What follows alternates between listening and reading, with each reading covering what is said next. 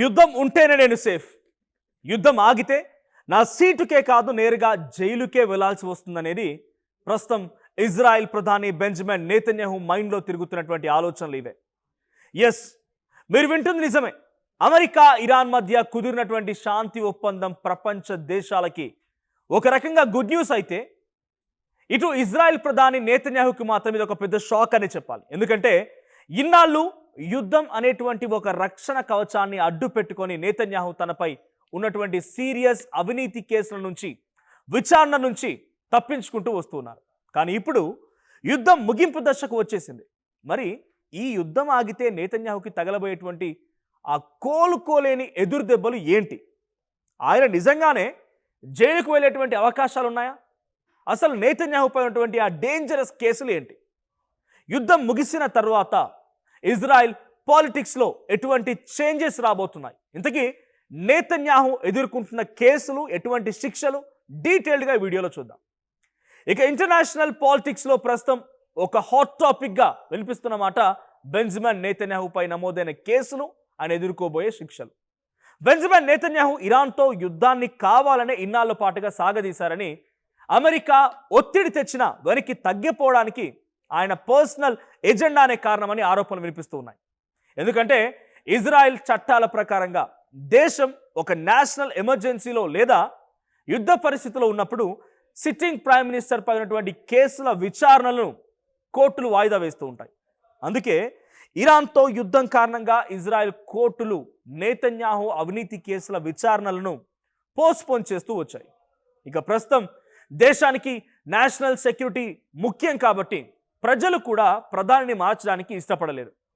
అయితే సింపుల్గా చెప్పాలంటే యుద్ధం కొనసాగినంత కాలం నెతన్యాహు పదవి సేఫ్, ఆయన జైలుకు వెళ్లకుండా సేఫ్గా ఉండే అవకాశం ఉంది. కానీ ఇప్పుడు అమెరికా అండ్ ఇరాన్ పీస్ డీల్స్తో నెతన్యాహుకు రక్షణ కవచం పూర్తిగా ముక్కలైపోయిందని చెప్పొచ్చు. అసలు నెతన్యాహు అంతలా భయపడిపోవడానికి ఆయన పైనటువంటి కేసులేంటి? సో నెతన్యాహుపై ప్రధానంగా 3 సీరియస్ అవినీతి కేసులు ఉన్నాయి. ఒకటి లీగల్ భాషలో చెప్పాలంటే వీటిని కేస్ 1000, కేస్ 2000, కేస్ 4000 అని పిలుస్తూ ఉంటారంట. ముందుగా కేస్ 1000 గురించి చూద్దాం. దీన్ని fraud and breach of trust అని పిలుస్తారు. హాలీవుడ్ ప్రొడ్యూసర్స్, బిలియనియర్స్ నుంచి నెతన్యాహు ఆయన భార్య విలాసవంతమైన బహుమతులు, షాంపేన్ బాటిళ్లు, ఖరీదైనటువంటి సిగారు లంచంగా తీసుకున్నారనేది ఈ కేసు సారాంశం. ఇక రెండోది కేస్ 2000. ఇది క్విడ్ ప్రోకోగా చెప్తూ ఉంటారు. ఇజ్రాయిల్లోని ఒక లీడింగ్ న్యూస్ పేపర్ అధినేతతో నెతన్యాహు డీల్ కుదుర్చుకున్నారట.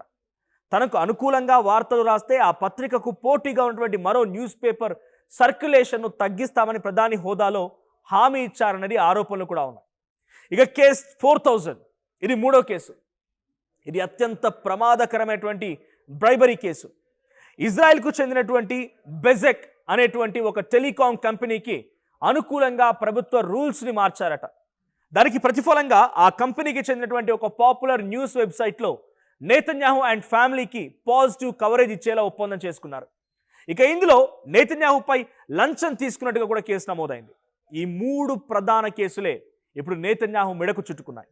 ఇజ్రాయెల్ చట్టాల ప్రకారంగా అవినీతి, లంచం తీసుకున్నటువంటి కేసుల్లో నేరం గనక నిరూపితమైతే దేశ ప్రధానికైనా సరే కనీసం 3 నుంచి 10 ఏళ్ల పాటుగా జైలు శిక్ష పడే అవకాశం కూడా ఉంది.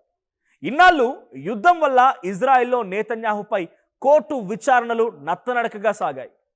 ఆయన లాయర్లు కూడా ప్రధాని యుద్ధ వ్యూహాల్లో బిజీగా ఉన్నారంటూ కోర్టుకు పదే చెప్తూ రాలేరు అంటూ కూడా ఎగ్జంప్షన్స్ తీసుకున్నారు. కానీ ఇప్పుడు యుద్ధం ముగింపు దశకు వచ్చింది కాబట్టి ఇజ్రాయెల్ సుప్రీంకోర్టు, డిస్ట్రిక్ట్ కోర్టుల నుంచి ఈ కేసుల విచారణను ఫాస్ట్ ట్రాక్ చేయబోతున్నాయి.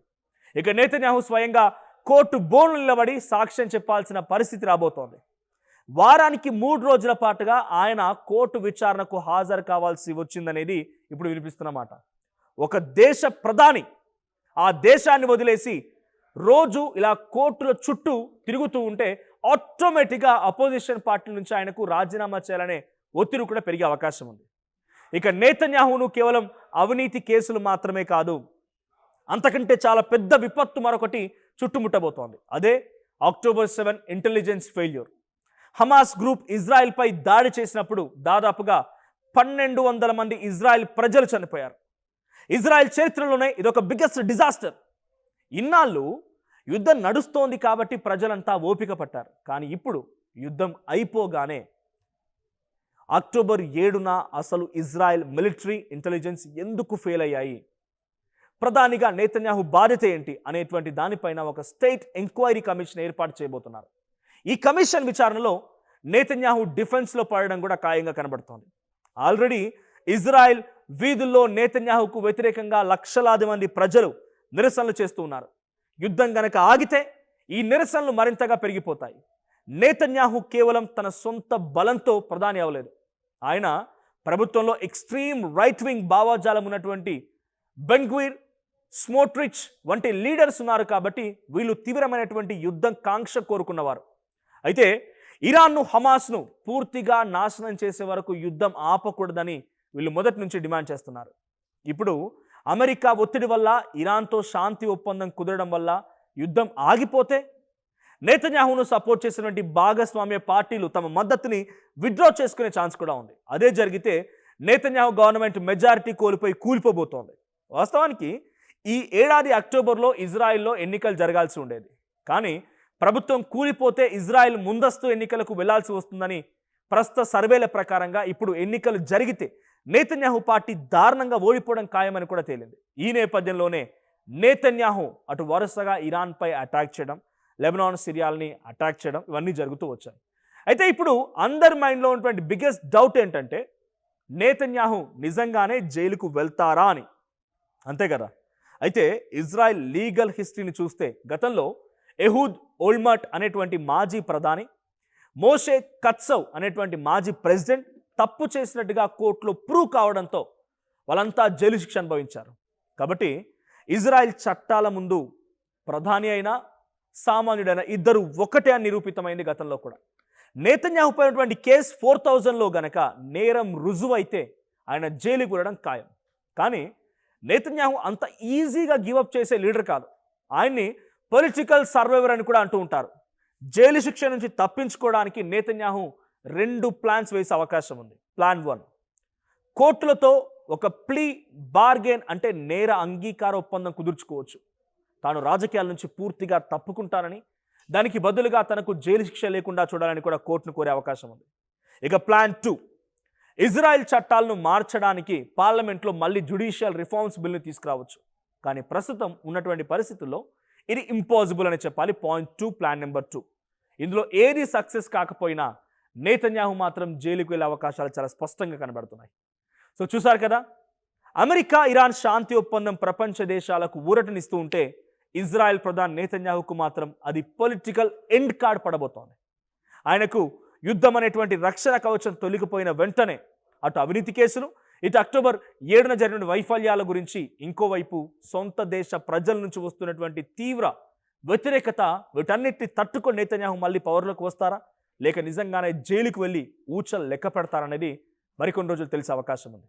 సో ఇంటర్నేషనల్ లెవెల్లో జరుగుతున్నటువంటి ఈ ఇంట్రెస్టింగ్ విషయాలపైన మీ ఒపీనియన్ ఏంటి? ఇంట్రెస్టింగ్ అప్డేట్స్ కోసం వెంటనే ఆ స్ట్రీమ్ ఛానల్ని సబ్స్క్రైబ్ చేసుకోండి.